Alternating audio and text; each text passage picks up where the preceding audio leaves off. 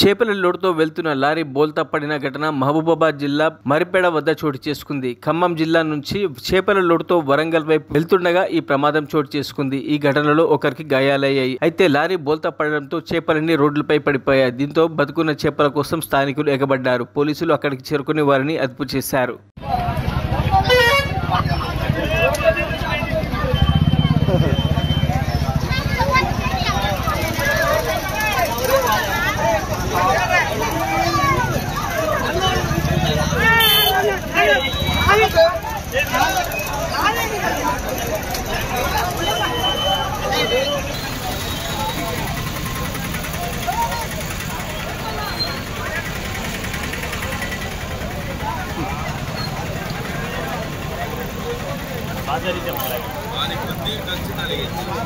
అట్లా కాదు బ్రేక్